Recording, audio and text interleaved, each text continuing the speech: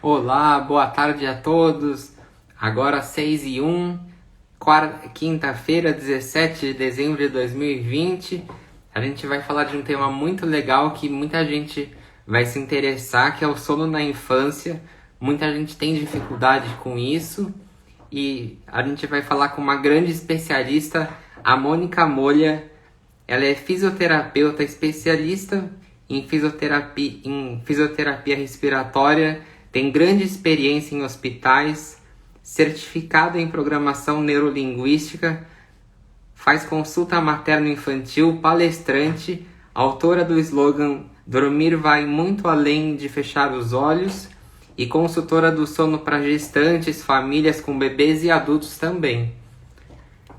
Eu vou fixar aqui o tema, enquanto ela não chega aqui. Aqui, vi que a Mônica entrou. Eu vou fixar aqui o tema, não estou conseguindo.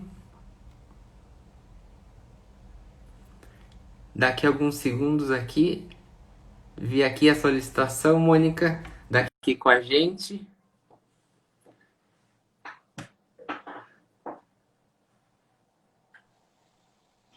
Oi, Mônica. Boa tarde! Boa tarde. Tudo Prazer, bom? prazer ter você aqui com a gente. Agora eu vou conseguir fixar o tema aqui que eu não estava conseguindo. Ah, prazer todo meu. Fica tranquilo e coloca aí o tema sem pressa. Agora deu certo. Nossa, Que ótimo. eu estava lendo, te apresentando aqui, você tem um currículo muito extenso e um conteúdo gigante no Instagram, para quem quiser conhecer. No final da live eu vou deixar marcado o seu Instagram e é muito Obrigada. bacana. Muito obrigada pelo convite, antes de mais nada. E a gente profissional na área da saúde, assim como outros profissionais de exatas, a gente vai estudando e de repente realmente o currículo fica muito grande, tem que tentar resumir. E eu sei que você já fez uma apresentação excelente, eu agradeço pelo carinho, pela atenção e pela oportunidade. Ah, imagina, o prazer é todo meu. E, e aí as perguntas foi até eu consegui fazer com facilidade porque eu vi seu Instagram, as suas Aham. publicações e eu fiz em base nisso, né? Então, Perfeito. Vamos lá, pode perguntar o que vier na telha, o que não tiver de pergunta, eu vou abordando alguma coisa aqui dos principais tópicos, porque é óbvio que a gente não consegue falar tudo, né, no espaço da exatamente. live, mas eu estou à disposição. Aí, sabe o que eu ia começar te perguntando? É como lidar com o medo versus o sono, né? O medo na hora da criança dormir. Sim, muito boa essa pergunta. Na verdade, especialmente se a gente falar agora, né, no ano de 2020, diante de pandemia, isolamento, né, o incerto e tudo mais, esse medo ele acabou se amplificando não só para a criança, mas muito para os adultos, para os pais, para os cuidadores, porque a gente não sabe se vai ter emprego, se vai estar vivo no dia de amanhã, se tem vacina, se não tem, se briga pelo político, se briga pelo auxílio emergencial, enfim. É É uma demanda verdade. muito grande, né? Que gera ansiedade. Então, eu divido essa resposta em duas partes. Quando a gente fala exclusivamente da criança, se é uma demanda da criança, geralmente esse medo ele deve ser abordado, deve ser tratado de uma maneira muito lúdica. A fase do medo da criança, ela se manifesta geralmente entre 2 e 4 anos de idade, e aí os pais acabam percebendo o medo na hora de dormir. Geralmente o que eles mais dizem, Mônica, meu filho ou minha filha tem medo do escuro. E aí é sempre desconstruir essa fala, porque quase nunca é medo do escuro. É que a criança não sabe representar, a criança não sabe dizer. E aí ela acaba manifestando dentro da cabecinha dela, achando que o escuro vai trazer, vai abrir um armário e vai sair monstro e vai sair, enfim, algo que deixa ela muito apreensiva, né? Como lidar com isso? A melhor forma sempre é você validar esse sentimento da criança. Então, se ela te verbalizar ou se ela sinalizar, dizer, olha, eu entendo, eu também tive medo na sua idade, eu também tenho medo, por exemplo, de barata, eu tenho medo hoje de avião, enfim, e traz alguma coisa palpável para a criança entender, mas não fica com foco naquilo. E aí uma dica que eu dou é, se é uma criança nessa faixa etária de 2 a 4 anos, procura oferecer para ela a possibilidade de ela escolher um objeto que ela vai levar para dormir e que represente essa segurança para ela. E a gente também pode abrir mão de uma técnica que é muito simples e hoje em dia tem aí na internet, é você validar e você montar com a criança o spray do medo. Que eu, Mônica, como profissional, não gosto de chamar assim, porque eu não gosto de colocar o medo de novo, né, na cabecinha da criança. Então você pode chamar spray amigo, spray do sono, spray protetor, como cada família quiser. E é um spray, você inventa lá uma água, pode colocar um pouquinho de corante alimentício, se a criança não tiver alergia. Evita colocar purpurina e glitter. Atenção, porque teve um caso, inclusive, esse ano, de uma criança que acabou engolindo. E isso é muito perigoso. Então, não coloquem purpurina e glitter. E aí vai dizer para a criança, olha, filho, então onde que você tá com medo aqui no quarto? E deixa a criança livre. Ah, embaixo da cama, então espirra o spray. Ah, é dentro do armário, então espirra o spray. Para essa criança entender que ela tá protegida na hora de dormir. E isso, com o passar dos dias, se for algo rotineiro, a criança vai se sentir mais tranquila. E aí sim pode ser que ela verbalize. Mãe, o pai, de repente o medo que ela tem é de um amiguinho na escola, ou é o medo porque ela viu algum adulto discutindo, e não tem nada a ver com sono. Então essa é a forma mais simples, né? Quando a gente fala de criança, é validar e dar alguma coisa lúdica para a criança poder administrar esse medo. Se a gente fosse falar de adulto, bem rapidinho, senão eu vou me estender muito, o adulto precisa lançar mão aí de terapia, procurar ajuda, desestressar, meditação, ajuda demais. Procurar reduzir o ritmo antes de dormir, fazer uma boa higiene do sono, porque geralmente o medo do adulto não é o medo de dormir, né? É o medo das contas, dos boletos, é o medo da vida, e isso acaba impactando na insônia. É verdade, né? Olha, muito esclarecedora, demais. E como que a gente pode reconhecer os sinais de um sono de um bebê ou de uma criança? Ah, ótimo. Existem sinais que são bem clássicos e a gente pode começar a perceber já no bebezinho recém-nascido. Óbvio que isso fica mais evidente, fica mais fácil do adulto perceber e se familiarizar com o sinal lá para o segundo, terceiro mês de vida do bebê. Mas eles já aparecem desde o início do primeiro dia de vida. Quais são os mais comuns? Coçar os olhos. Então, se você tem um bebê, uma criança que está ali esfregando muito o olho, às vezes fica com a borda do olho, a pálpebra até vermelhinha, isso é um sinal muito clássico de sono e geralmente os pais conseguem reconhecer. Outro sinal que às vezes confunde os adultos é quando o bebê ou a criança começa a puxar a orelha. Aqui eu falo sempre uma atenção, porque não necessariamente o bebê tem a coordenação fina, a motricidade de levar a mão na orelha, acertar a orelha e conseguir puxar. Então, quando ele não consegue fazer isso, é muito comum na minha prática clínica eu ver bebê que está tentando puxar o cabelo. E eles estão arrancando o cabelo. E é super comum. Eu tive uma vizinha, inclusive, que passava por isso com o filhinho dela. E aí, às vezes, os avós, os vizinhos, os palpiteiros, os mais antigos, falam: ah, o bebê tá com cólica. Ah, o bebê tá com mal olhado. Ah, o bebê tá irritado. Ah, porque o bebê tá com azia. E, na verdade, não é nada disso. É um sinal de sono também. É um sinal de sono bem comum e que, se a gente prestar atenção, fica fácil identificar. Terceiro sinal que eu gosto bastante de avisar e de ensinar os pais é quando o bebê já é um pouquinho maior, a partir do quarto, quinto mês de vida, às vezes até um afilhado, um sobrinho, não precisa ser o pai, né? Pode ser um adulto que tá ali participando desse convívio, tá com o bebê no colo, tá tudo muito bem, obrigado, tá tudo ótimo. E aí, de repente, esse bebê começa a se jogar para trás. A gente vê isso muito em shopping aí no Brasil. Muito no shopping. Você sair para passear, presta atenção nas famílias, tem muito bebê ou criança no colo que tá jogando o tronco para trás, assim. E aí também tem gente que fala, ah, é birra, é manha, quer chamar atenção, etc, etc, etc. E na verdade não. É uma maneira, eu digo que é um alerta amarelo do nosso cérebro que o bebê tá implorando para parar para poder dormir. É como se ele tivesse em conflito interno, sabe?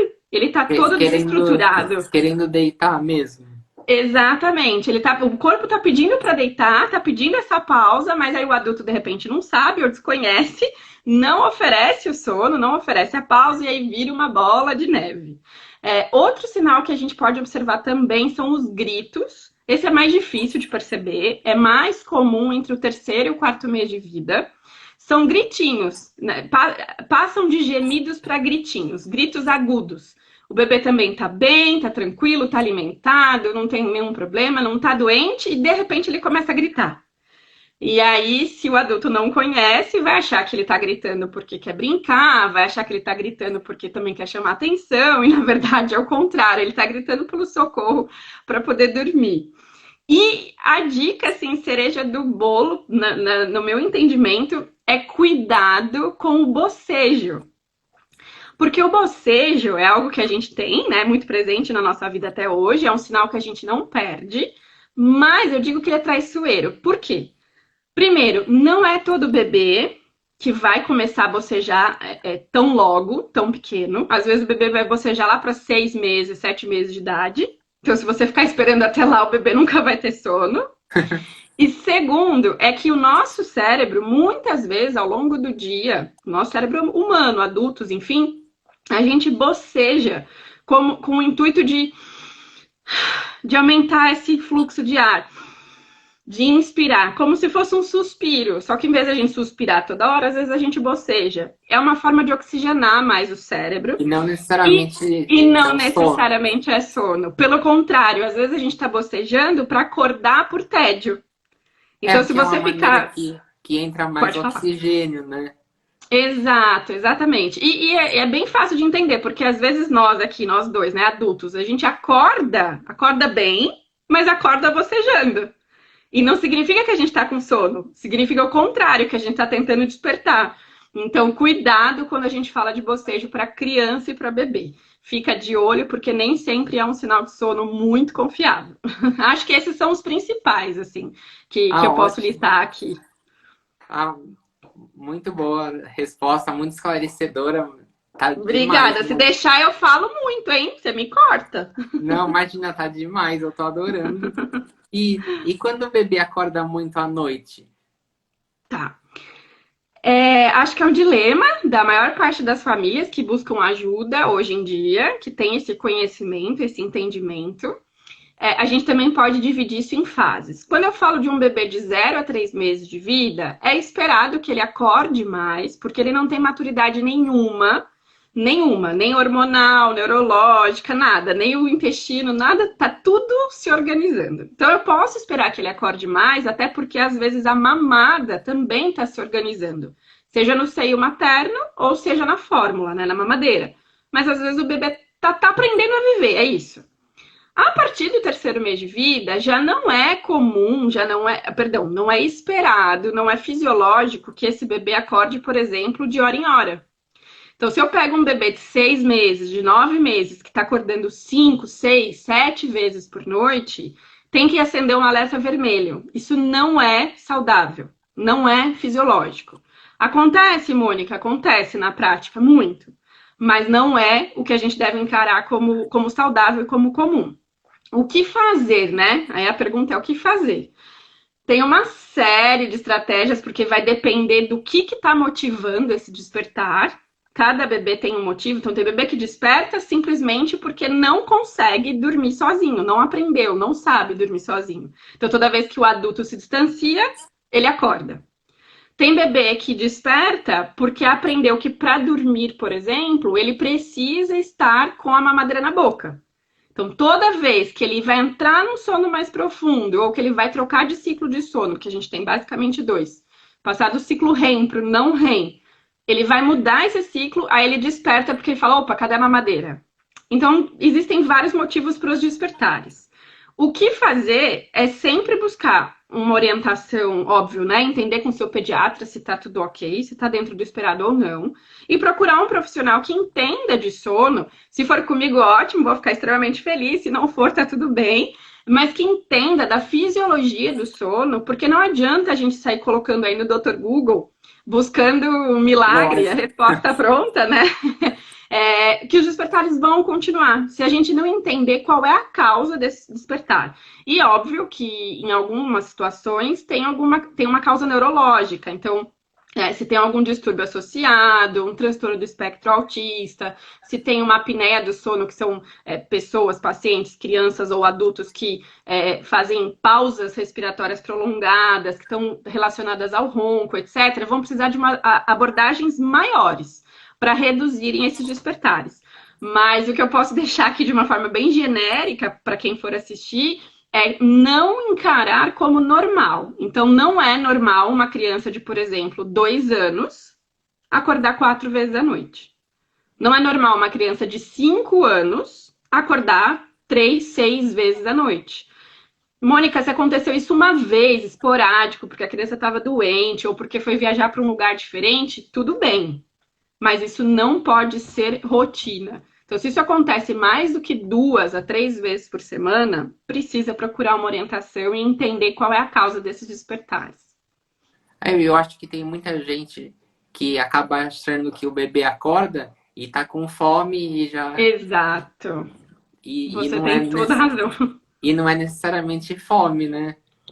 A maioria das vezes não é fome. A maioria das vezes, até é engraçado e é legal falar isso, é que óbvio a gente consegue ver isso na prática com a família, mas a maioria das vezes, depois de muita explicação, de direcionamento, a família começa a entender e visualizar que esse bebê nem acordado está. Olha. Porque é normal, e sim, isso eu passei, você passou, é que a gente já aboliu, porque nosso sistema neurológico se desenvolveu, mas é normal os bebês apresentarem muitos ruídos durante o sono. Então, quando eu falei, né, a gente tem esses 2 ciclos, ciclo de sono REM, que seria um sono de muita atividade cerebral, só que a gente fica desmaiado, não tem força muscular nenhuma, e o sono não REM é o oposto. Diminui a atividade cerebral e eu já tenho algumas contrações musculares. Quando ele vai passar de um ciclo para o outro, né, que a onda do cérebro muda de um ciclo para o outro, é muito comum o bebê gemer, resmungar, às vezes ele ameaça que vai chorar e para, às vezes suspira.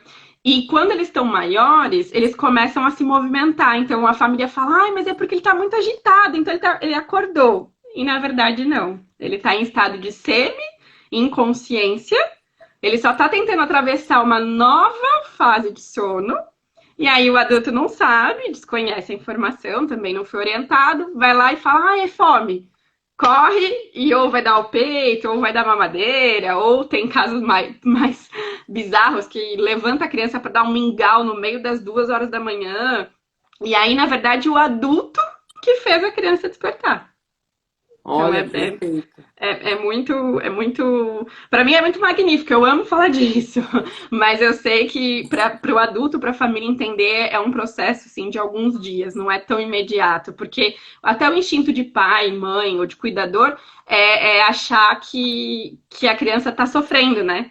Não, ela está acordada sim, não é fome. E aí até você desmistificar que não é, leva um tempinho. Ah, perfeito. E eu acho muito importante essa consultoria, porque imagina uma gestante de primeira viagem, aí chega um bebê, a pessoa não sabe como lidar, né? É uma coisa totalmente nova, um mundo novo. Totalmente. E aí juntam 2 mundos novos, né? O mundo da maternidade, que realmente não tem manual, nunca teve, eu acho que nunca vai ter, nem a medicina vai trazer manual nenhum. Mas também junto o mundo novo do sono. Porque falar de sono, falar de distúrbio do sono, estudar fisiologia do sono é algo na medicina também muito novo. A gente está falando aí de coisa de talvez 20 anos para cá. E nos últimos 5 anos que teve um boom. Então é algo muito novo. As pessoas não conhecem. Tem colegas médicos que não estudam, né? Não sabem muito sobre sono. Tenho outros colegas que eu tive o prazer de trabalhar em equipe multidisciplinar, dentro de UTI, dentro de emergência, que não fazia a mínima ideia. Assim como eu, na minha formação, também não consegui estudar. A gente vai se aprofundando depois. E é um universo muito grande, que tem muita coisa ainda para a medicina responder, para a ciência responder para a gente. Mas aí junta esse universo novo com o universo da maternidade, né? E geralmente nessa hora vem as pessoas mais antigas, os avós, bisavós, sogra, vizinha, tia, que vem com aquela célebre frase que é: ah, mas eu criei você assim e você tá vivo. Né? Ah, eu não fazia nada disso, não tinha nada disso na minha época e você tá vivo. E hoje é uma luta que é uma frase que eu uso muito de uma amigona minha, pediatra, e a gente pensa muito igual a respeito disso, que é: tudo bem, eu tô viva, Mônica, o Rodrigo tá vivo aqui também, me passou por vários perrengues, mas a gente não quer sobreviventes. Se é algo que a gente Lógico. pode fazer para melhorar, é agora, né? Então, deixa dormir meia-noite. Coloca engrossante na mamadeira de madrugada. Coloca para dormir vendo televisão. Tá tudo bem, porque ninguém morreu. Ninguém morreu, só que a nossa geração, a minha, a sua, nós estamos colhendo o resultado disso hoje. Hoje a gente tem muito mais nível de ansiedade do que no passado. Hoje a gente tem aí, né, desencadeando pressão alta cada vez em pessoas mais jovens, estresse, burnout, nível de colesterol que passou a aumentar, mesmo diante de uma dieta mais ou menos equilibrada, e a gente não sabe mensurar o quanto disso está vindo hoje como consequência de noites mal dormidas. Olha, Então, assim, a gente não quer, né, perpetuar isso. Então, é um serviço que dá para fazer, é legal você ter falado isso, eu agradeço. Dá para abordar com gestante, sim. É aquela máxima: não espera o gato subir no telhado. Não espera o problema acontecer, né? Procura informação, orientação antes. perfeito. É que nem você falou, né? Até os problemas psicológicos muitas vezes vêm da infância e, Totalmente. e é interessante que você falou que às vezes uns problemas de ansiedade ou de colesterol pode ter sido originado na infância também, né? Sim. A- Sim, porque hoje o que os trabalhos científicos já mostram, as pesquisas renomadas já certeiramente sabem, é que a privação de sono ela desencadeia várias consequências orgânicas. Então já é sabido que hoje você tem favorecimento a desenvolver obesidade, diabetes, hipertensão arterial, tem correlação, óbvio que tem outros componentes genéticos, tá? Mas tem correlação com predisposição à depressão e pensamento suicida, burnout, né, ou situação de ansiedade, estresse generalizada, déficit de memória e outras doenças que podem estar correlacionadas como Alzheimer e Parkinson. Tudo isso só porque talvez eu fui uma criança, um bebê, uma adolescente que não dormi. Então, se a gente já sabe disso, não dá para negligenciar. É uma coisa que tem que ser bem cuidada, né? Com certeza, com certeza. E é nosso E, papel tentar conscientizar quando possível, né? perfeito. E eu vi que muita gente tem dúvida a respeito da mamada dos sonhos, né? Uhum. É um tema bem novo. É um nome aí que eu não sei quem inventou, mas esse é o nome que as pessoas conhecem, então por isso eu também escrevo assim no Instagram. O que é a mamada dos sonhos, para quem não sabe? Basicamente é você pegar esse bebê, geralmente de 0 a 1 ano de idade, essa prática é comum entre 0 a 1 ano de idade. Você pega o bebê em algum horário que o adulto acha que é confortável para ele. Então, exemplo, meu bebê foi dormir 7 da noite, tá? Um exemplo. E eu, como mãe, como cuidadora, vou dormir 1 da manhã. Tá tudo errado, eu vou dormir tarde por causa do trabalho, etc. Então, para mim, é confortável que ele mame meia-noite para ele não mamar mais. Então, o que esse adulto faz? Esse adulto vai lá, pega o bebê que está dormindo e amamenta com ele dormindo. Parece algo bem inofensivo, né? Parando de falar, mamar por mamar, tá tudo bem. Mas, infelizmente, não é. Por vários motivos, eu vou tentar focar em dois. Primeiro motivo, que eu até uso como uma analogia, imagina se o Rodrigo tá dormindo, né, tranquilo, descansado, foi dormir 8 da noite, porque tava precisando, enfim, e aí, de repente, chega sua mãe, algum familiar, algum amigo, companheira, etc., chega meia-noite com você dormindo e começa a colocar colheres de feijoada na sua boca. Entendi. Primeiro grande problema, você está dando uma bomba calórica para um organismo que não está com fome. Porque se você tivesse com fome, você estaria acordado. Você teria acordado. É instinto de sobrevivência. Opa, tô com fome, acordei. Então você não estava com Certo. fome, você recebeu uma caloria sem necessidade. Isso pode levar a uma cascata de coisas. A gente altera a produção de dois hormônios, que é a grelina e leptina, que tem total relação com a saciedade e com a obesidade. Não consigo me aprofundar muito aqui, mas é para as pessoas saberem que são esses dois hormônios. Eu posso causar a palavra, eu vou dizer vulgarmente, mas eu posso causar uma extensão do tecido muscular do estômago. Então, o estômago tá ali quietinho, dormindo também. De repente, um monte de comida, de alimento, de líquido para ele digerir na hora em que ele estava preparado para estar em stand-by. Então, isso lá na frente também pode me acarretar um sobrepeso, uma obesidade. E o segundo ponto, que seria meu segundo foco, é: ok, pode ser que isso funcione por um mês. De repente você vai lá, dá a mamada para ele meia-noite, e aí meia-noite ele continua dormindo até as 7 da manhã, e você tá lindo, feliz, maravilhoso e contente. Ai, meu filho dorme.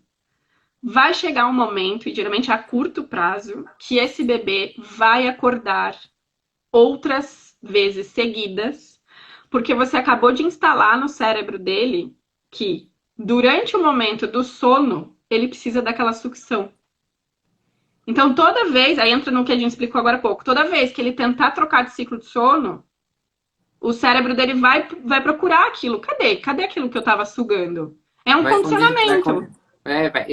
Vai condicionar, né? Exatamente, vai condicionar, porque o nosso cérebro aprende por repetição. A gente aprende a andar por repetição, a gente aprende a dirigir, a gente aprende a falar. Isso é neurociência, neurolinguística, está mais que provado. O ser humano aprende por repetição. Se eu faço aquilo todos os dias, por um mês, por 2 meses, por 10 meses, o cérebro da criança vai entender que ele precisa daquele recurso para voltar a dormir. E aí, você que estava feliz porque seu filho não acordava nenhuma vez, você só fazia a mamada dos sonhos, ele dormia bem, de repente esse bebê começa a acordar 10, 16 vezes, que já foi o que eu peguei. Foi o máximo, acho que foram 16 vezes. Então, aquilo que era para ser inofensivo, uma ideia genial, passa a ser a mamada dos pesadelos. Então, eu sempre peço para quem faz refletir muito bem, né? Não tem nada que eu imponha, eu sou profissional para orientar e conduzir, mas eu brinco que não é um Big Brother, eu não estou vigiando ninguém. Discuta com o pediatra o impacto calórico disso, o impacto negativo, né, no ganho de peso, etc. E, se possível, retire a mamada dos sonhos para ontem. Não perpetue esse hábito. E quando você for mãe ou pai, for tio, não importa, e estiver diante de um bebê e receber essa orientação divina, só que não, pense muito bem antes de começar, porque às vezes é um caminho sem volta. E para retomar isso é muito custoso para a criança e muito, muito trabalhoso para o adulto.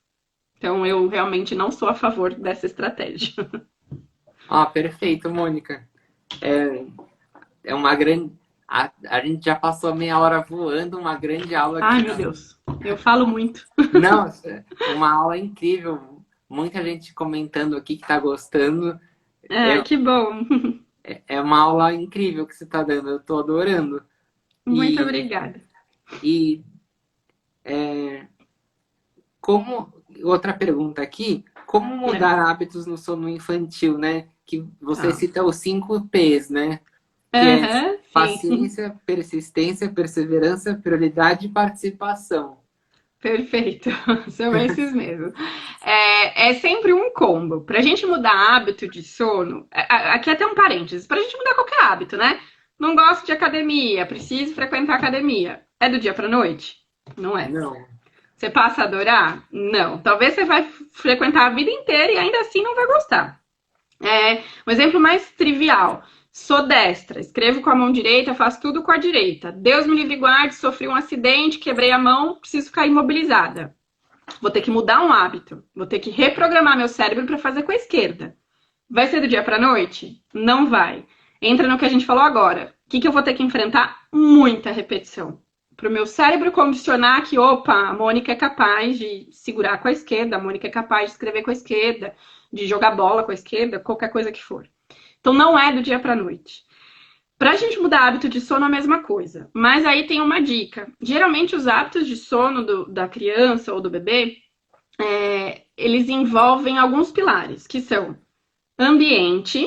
Então, eu preciso ter um ambiente muito bem cuidado, preciso ter um ambiente ok e favorável para o sono. E aí, dentro do ambiente está temperatura, ruído, tipo de superfície, etc. Então, ambiente, luminosidade. A gente não foi feito para dormir com luz. E isso é um grande equívoco quando a gente pega pais de primeira viagem, porque geralmente os pais de primeira viagem querem deixar a bendita da luzinha acesa no quarto do bebê. Ai, mas é só uma luzinha azul. Ah, mas é só um abajurzinho verde. Ah, mas eu vi que o lilás. Ah, não, é só pequenininho. Não, o nosso cérebro tem uma glândula aqui, o nosso Wi-Fi, que não lida bem com a luz. A gente precisa do escuro. Então, esse é um segundo ponto. Porque geralmente os adultos têm esse costume de uma luzinha e acham que o bebê também precisa, né? Exato. Mas esse costume do adulto é pior ainda. Porque Olha. nós adultos também não precisamos. E a gente dorme porque aprendeu a dormir com a luz. Só que a gente fica o tempo todo dando estímulo para uma glândula aqui e o nosso sono não tem qualidade igual, não é um sono reparador igual. O certo seria escuridão total, a 100%. Então, para mudar hábito, a gente tem que pensar no ambiente, pensar na luz. Quando a gente fala de bebê e criança, a gente tem que pensar em conexão. Então, o quanto que esse bebê ou essa criança tem de oportunidade para estar com o pai, para estar com a mãe, ou para estar com a avó, para o adulto que é responsável por ele, né? Quanto ele tem oportunidade durante o dia? Ah, Mônica, nenhuma. Às vezes o adulto cuidador, de repente, é a avó, não tem os pais, por algum motivo, é a avó que cuida. Aí a avó sai para trabalhar, sei lá, 7 da manhã e volta 9 da noite. Não passa nenhum tempo com o bebê ou com a criança porque não consegue, coitada. Tem que trabalhar, tá super sobrecarregada. Quando ela chega, ela vai pôr o bebê para dormir. O bebê até dorme, mas ele passa a acordar. De 40 em 40 minutos, ou de hora em hora, ou de 2 em 2 horas.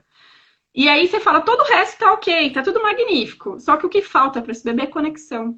Às vezes a criança ou o bebê tá acordando como se ele quisesse dizer assim, opa, olha para mim, eu quero ficar um pouco mais com você, Rodrigo. Então eu acordo para você me pegar no colo. Eu acordo porque eu preciso reabastecer esse vínculo com você. Eu não te vi o dia inteiro. E isso não é fácil de perceber, porque na hora do caos, na hora do sono, do desespero, ninguém pensa nisso. E é um ponto muito importante. Então, ambiente, luminosidade, conexão e o quarto ponto e último, que seria a alimentação. Seja ela, quando é bebezinho, né, o aleitamento materno ou a mamadeira, a fórmula, ou quando é um bebê maior, depois dos 6 meses de idade, que ele já come alimentos. Se eu tenho qualquer indivíduo humano que passa fome durante o dia, e passar fome não é pejorativo, eu tô dizendo assim, não é porque o pai e a mãe não deu comida, não. É porque às vezes o bebê tá comendo menos do que ele precisa. Naturalmente, o sono vai ser mais perturbado, esse sono vai ser mais fragmentado, e aí fica quase impossível mudar hábito de sono se eu não percebi que o desequilíbrio está na alimentação durante o dia. E aí, só para fechar rapidinho, são esses P's que você sinalizou, mesmo que são os que eu apresento e bato muito na tecla, que tem que ter persistência, porque não vai ser do dia para a noite.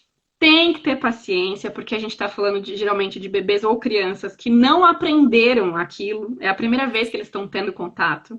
E a gente tem que ter prioridade. Eu acho que essa é a principal, principalmente agora na pandemia. Porque às vezes a família me procura, ai, Mônica, eu tô desesperada porque o bebê não dorme. Só que quando você começa a acompanhar, né, eu passo pela consulta, é uma consulta que demora mais ou menos 2 horas, e vou entendendo a dinâmica daquela família, fica muito nítido para mim que a prioridade não é o sono do bebê. Às vezes a família quer tampar, né, ou quer colocar a poeira para debaixo do tapete, mas na hora de preciso mudar hábitos, preciso ter paciência, a prioridade do pai ou da mãe ou da avó, não importa, é só fazer o bebê não chorar. É só colocar o bebê dentro da rotina do adulto. Então, às vezes, a família não quer ajudar o bebê. Às vezes, a família quer que o bebê passe a dormir meia-noite para eles poderem sair. Não há nenhum julgamento da minha parte, tá? Zero julgamento, porque cada um sabe onde aperta o seu calo. Mas como profissional, falando em saúde, se a prioridade não é essa, vai dar certo? Não vai dar certo, Não né? vai. Não vai dar certo. Então, persistência, perseverança, prioridade, participação. Se eu tenho um adulto envolvido nesse processo, o adulto tem que comprar a batalha para si, né? Tem que ser uma escolha consciente. Não, eu, Mônica, eu, Rodrigo, eu quero fazer tudo direitinho por 5, por 10, por 20 dias para colher resultado. Então, eu vou participar. Não adianta o Rodrigo me contrata como um pai exemplar, e aí ele faz uma super consulta comigo, terminando tudo, ele fala, olha, passei o bastão, daqui em diante quem vai tocar são, vou inventar, são 3 babás. Não adianta, porque o pai que está ali no lidar com a criança, se ele não estiver envolvido, as babás não vão suprir esse vínculo, né? Prioridade, participação, perseverança, paciência. O quinto me fugiu. Meu Deus. Aqui, ó. Paciência, persistência, perseverança, prioridade e participação. Então era persistência. Esse é o último. Que está correlacionado aí, né, com a perseverança e vai ter um dia que vai ser melhor que o outro, porque estamos falando de humanos, né? Então é normal qualquer oscilação, mas é não voltar para trás, não regredir toda vez que a gente encontrar uma dificuldade no hábito de sono do bebê. E para esse hábito mudar, os 4 pilares que eu falei: ambiente ok, luminosidade, conexão e alimentação.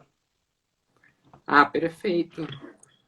E eu ia perguntar aqui se a apneia em bebês e crianças também existe, e você já citou que tem, né? Que pode ocorrer, né? Sim, pode ocorrer.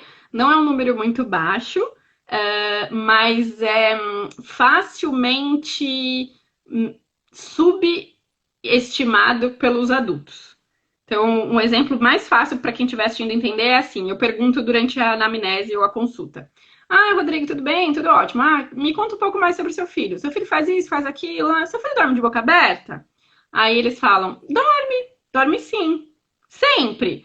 Não sempre, mas pelo menos umas 3, 4 vezes por semana eu vejo que ele dorme de boca aberta. Tá bom, já é um alerta para mim. Seu filho ronca? Ele ronca. Se ele estiver muito cansado, se ele correu, brincou, teve um dia muito agitado, ele ronca sim. Pelo menos 3 vezes na semana ele ronca. Você já falou com o pediatra? Não, eu nunca falei, tá tudo bem, ele tá bem, tá bom de saúde. Então, o que é isso que eu quero trazer para vocês? Às vezes o dado tá na cara do adulto, mas passa batido. É uma informação que o pai ou a mãe abstrai. E aqui, para deixar bem claro, não quer dizer que toda criança que dorme de boca aberta, nem toda criança que ronca vai ter apneia, ok? Mas se eu tenho esses 2 sintomas, então se ele dorme de boca aberta e se ele ronca com uma certa frequência que eu, adulta, percebo, eu já preciso estar em alerta para sinalizar pelo menos o médico, porque de repente ele precisa de um encaminhamento para um otorrino. E, de repente, na avaliação com o otorrino, a gente vai descobrir que esse bebê, essa criança, geralmente criança, essa criança já está fazendo apneias durante o sono, e é algo super, super, super importante, e às vezes grave, e são as apneias que não permitem a criança dormir. Então, a criança acorda de tempo em tempo, acorda assustada, tem muito pesadelo. Só que o pai e a mãe, por não ter obrigação, né, de conhecer toda essa engrenagem, ninguém é obrigado, acabam negligenciando esse dado, também não falam na consulta, o médico não sabe, a mãe não sabe que representa nada, e às vezes fica ali focado: meu filho tem muito pesadelo, meu filho não dorme. Só que quando a gente vai fazer toda uma avaliação, às vezes faz um exame até mais detalhado que a polissonografia, aquele exame que a gente dorme cheio de eletrodo, vai descobrir que aquela criança tem um índice de apneia alto, grave, que às vezes vai ser corrigido com o otorrino por uma cirurgia de amígdala, por uma cirurgia de reparo de septo ou alguma cirurgia específica, ou em alguns casos que não são operáveis, a gente precisa iniciar a terapia com aparelhos, que são o CPAP ou BIPAP, não vou entrar muito no mérito, mas são aquelas máscaras para dormir, que não é um bicho de 7 cabeças, não vicia, não faz mal, não causa dor, mas que evita as apneias. Então, acho que o recado que eu deixaria aqui para simplificar bastante é: se você é adulto, convive com um bebê ou uma criança que sempre ou quase sempre dorme de boca aberta, que sempre ou quase sempre ronca, E que se durante o dia, durante a atividade, então às vezes a criança vai comer, ou a criança vai correr, ou a criança está jogando, alguma atividade simples, a criança fica assim, ó, mantendo esse padrão da boca aberta, a gente precisa acender todos os alertas e tem Já, que relatar para o pediatra. já tem que ser uma coisa preventiva, né? Exato, exato, exatamente. Percebeu, já, opa, não, acho que não é normal. É melhor a gente sempre prevenir. Então, se eu não sei se é normal ou não, se eu não sou da saúde, não sou obrigada a saber de nada, eu vou lá e relato pelo menos para o pediatra. O pediatra não resolveu e eu ainda fiquei na dúvida, procura um otorrino. Não tem otorrino na minha cidade, eu não tenho dinheiro, eu não conheço, etc, etc, etc. Então procura algum profissional que trabalha com sono para pelo menos te dar alguma orientação inicial. Perfeito, Mônica. Perfeito, muito esclarecedor.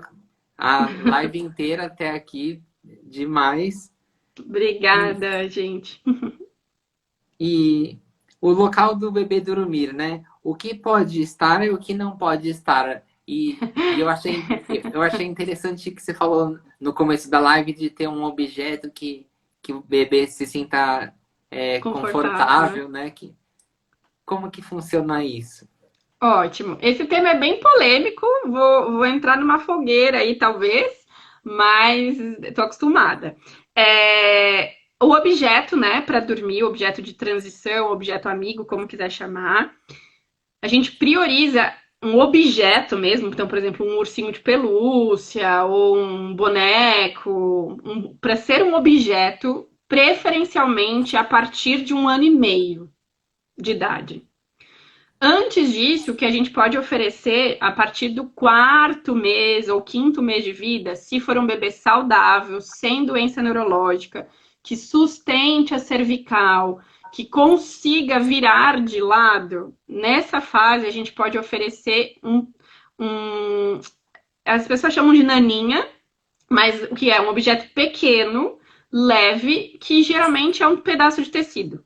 Então pode ser uma fraldinha de pano, pode ser um pedaço da camiseta da mãe, pode ser uma fraldinha de boca, alguma coisa leve de algodão, sem acessórios, sem boné, sem brilhinho, sem bolinha, nada. Um paninho com a intenção de representar.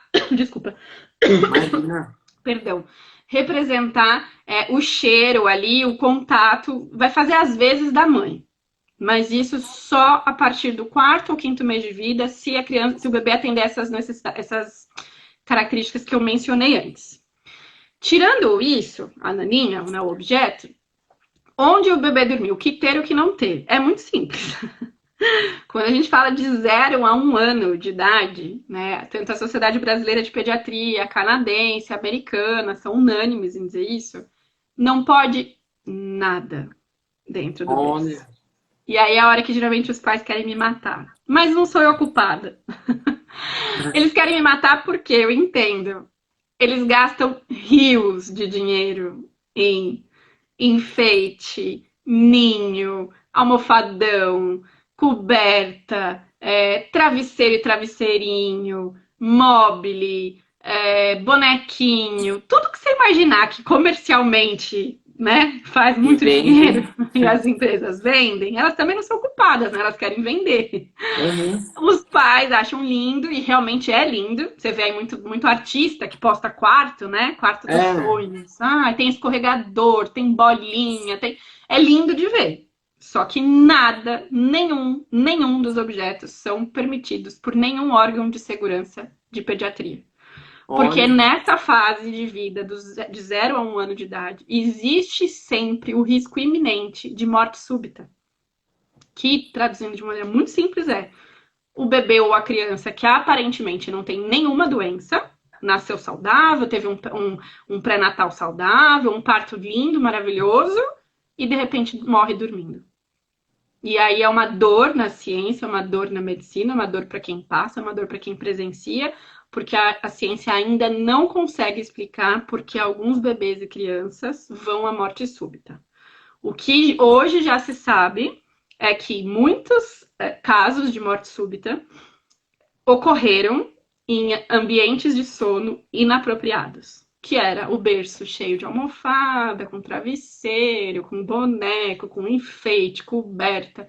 Nada disso pode.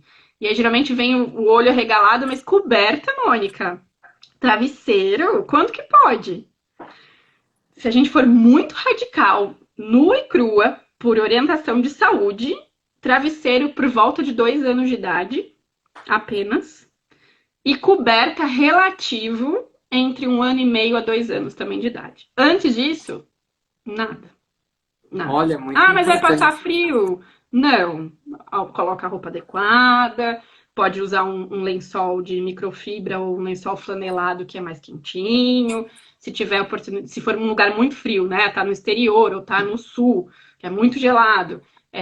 Se a casa for preparada com calefação, se não pode tentar um aquecedor, pode instalar um ar-condicionado, mas sem acessórios, sem objetos e sem peças soltas dentro do berço. Essa a melhor alternativa, o melhor caminho, porque isso eu falo muito, a doutora Ju fala e outros colegas também, são tragédias evitáveis. Basta uma vez para acontecer. Uma vez que morreu, morreu. Não Né? tem volta, né? Não tem volta. Mas eu podia ter tirado o travesseiro. mas ele não ia se sufocar com o brinquedo. Mas a coberta não ia ter enrolado. Sim, só que não tem volta. Não tem volta. No Brasil, esse dado é bem pouco notificado, infelizmente. O Brasil tem as suas deficiências, né? Mas estima-se que, acho que em 2018, se eu não estiver agora enganada, foram mais de 3.000 casos notificados nos Estados Unidos. Nossa. De morte súbita, que estavam envolvidas ou em sufocamento, mas sempre com ambiente inadequado. Então, de novo, se a gente pode evitar, para que correr o risco? Exatamente. Então, não vale a pena. Assim.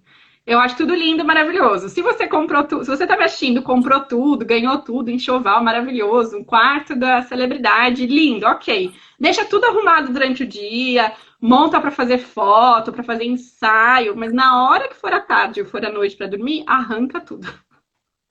Perfeito. O Edu Grau aqui perguntou se a live vai ficar gravada, vai sim. E a Raquel aqui, parabéns pelas explicações, estou amando.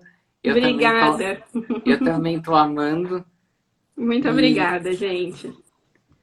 E olha, já passou aqui 50 minutos voando. Nossa!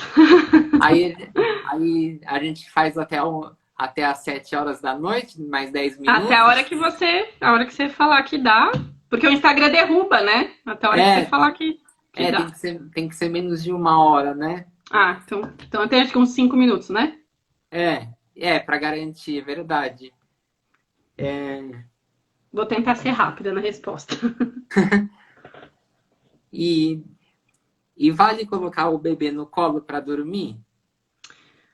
Olha, diretamente vale. Porque eu acho que todo mundo precisa de colo. Acho que a humanidade está precisando de colo. Eu sinto falta de colo. Eu imagino que você, quem está assistindo também. Mas o que eu digo não condena o colo, pelo amor de Deus, né? Porque tem linhas extremistas aí na internet. Não condene. Porém, você não precisa usar ele só para fazer o bebê dormir. Então não deixa o colo como um recurso, um momento exclusivo para dormir. Tenta substituir. Se você tem a oportunidade, dê muito colo pro seu filho ao longo do dia. Muito abraço, carinho, um momento de conexão. Mas na hora de dormir, tenta descobrir um jeito de vocês. Que ele consiga entrar no padrão de sono, que ele consiga fechar os olhinhos e adormecer na superfície dele. Seja num berço, quando bebê, ou seja numa cama infantil, quando for uma criança maior. Então, você não precisa usar o colo só para a criança dormir. Eu acho que essa é a mensagem que deveria ser passada e que talvez ela não é colocada de forma adequada, e aí por isso geram os extremos, né? Quem não dá colo é uma péssima mãe. Quem dá muito colo é uma péssima mãe. Não é isso. Eu acho que você tem, como tudo na vida, equilíbrio. Então, um colo para validar uma sensação, uma frustração, para demonstrar carinho, para ter um momento de conexão antes de dormir, é lindo, é maravilhoso. né, um momento de choro, acolher aquela criança, aquele bebê, mas na hora de fazer dormir, tente outras estratégias. Então é isso. O colo não tem problema, mas ele não precisa ser exclusivo para o sono. Ah, perfeito. Os bebês precisam ter horário para dormir e para acordar? Precisam. Precisam e muito. É o que eles mais precisam. Acho que se eles pudessem falar em relação ao sono, seria a primeira coisa que eles pediriam. De uma maneira bem rapidinha, por causa do nosso tempo, bebês são matutinos. Tem uma característica do DNA que os fazem ser matutinos. O que significa isso? O bebê foi programado para dormir cedo e acordar cedo. Olha. Ai, Mônica, mas meu filho não gosta. Balela sua. Sinto muito, não vou acreditar. Ah, mas meu filho não quer dormir. Alguma coisa está desajustada, você não está sendo bem assistida, não é isso. Essa é a verdade que você, adulta, quer acreditar, mas não é a verdade do bebê. Bebê, fisiologicamente falando, neurologicamente falando, quando a gente divide ciclo de sono entre dia e noite, né, que é o ciclo circadiano, eles foram feitos para dormir cedo e acordar cedo. De uma maneira muito simplória, tá? Tentando abranger todas as faixas etárias. De 0 a 1 ano de vida, seria essencial esse bebê iniciar o sono noturno até 7 horas da noite, entre 6 e 7 da noite. Até o 2º ano de vida, a gente pode protelar isso para que ele inicie o sono noturno de 7 até 8 horas no máximo. E o que é sabido hoje, teve uma publicação esse ano na Pediatrics, que é uma revista de referência, é que crianças de 0 a 6 anos que vão dormir a partir das 9 da noite, que se a gente olhar, né, para nós adultos, nem é um horário tão tarde, essas crianças têm maior chance de serem adolescentes obesos. Olha. Então, de uma maneira muito rápida, seria, no mundo das maravilhas, né, o essencial para as famílias é que todas as crianças de 0 a 6 anos dormissem antes sempre das 9 horas da noite. Então, ali entre 8, 8 e meia seria uma margem segura. Tá? E claro que isso vai sendo adaptado, né, conforme cada consulta, cada paciente, cada lugar do mundo, mas pensando na atividade hormonal, no desenvolvimento, pico de crescimento e tudo mais, esses seriam horários saudáveis, porque bebê e criança precisa dormir cedo para acordar cedo. Olha, perfeito, Mônica. E você citou o ciclo, como que chama? Circadiano. E isso é a primeira referência que o bebê tem do que é claro e escuro, né? Isso mesmo, exato. O ciclo circadiano é o nome das nossas 24 horas. As nossas 24 horas levam o nome de ciclo circadiano, de uma maneira assim, bem simplória também. Só que dentro dessas 24 horas o nosso organismo se organiza, né? Para o que é escuro representa o sono e para o que é dia, teoricamente, representa alerta. Então, essa divisão também acontece para o bebê. Só que para o bebê, ele tem um ciclo circadiano totalmente diferente do adulto. Por isso que ele dorme mais horas, né, durante a noite, geralmente. E precisa dormir múltiplas vezes durante o dia, que são as sonecas. Diferente de nós hoje, que se hoje a gente fizer 2, 3 sonecas, a gente não consegue dormir à noite. Porque o nosso ciclo já está mais delimitado, a gente já consegue reconhecer claro e escuro. E o bebê não, ele está começando a ter esse contato com luz solar, com as pistas ambientais, etc., que vão definir o ciclo circadiano dele. Olha, perfeito. Aqui, 55 minutos passaram voando para mim. Que bom. Eu amei a live. Você deu uma aula, muito conhecimento. E eu recomendo aqui todo mundo que precisar de uma consultoria de sono para entrar em contato com você. Eu vou deixar marcado o seu Instagram aqui, salvando a live. Muito obrigada. Foi demais, Mônica. Muito obrigado mesmo. Eu que agradeço. Desculpa, porque se deixar eu vou falando mesmo. Eu amo falar sobre sono. Foi uma grande aula.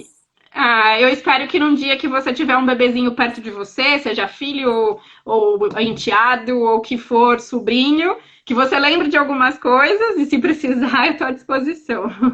Olha, perfeito. Eu amei demais. Obrigada, Rodrigo. Agradeço demais. Obrigada quem ficou aqui, quem participou, e agradeço a quem vai olhar futuramente, depois quando estiver disponível no perfil. Obrigada mesmo, de coração.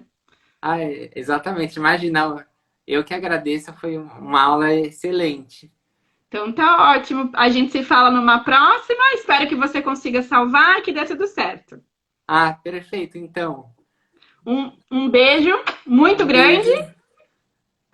Se precisar, contem comigo. Ótimo, perfeito, Mônica. Tchau, Beijos. tchau. Tchau, tchau. Beijo. Tchau, tchau.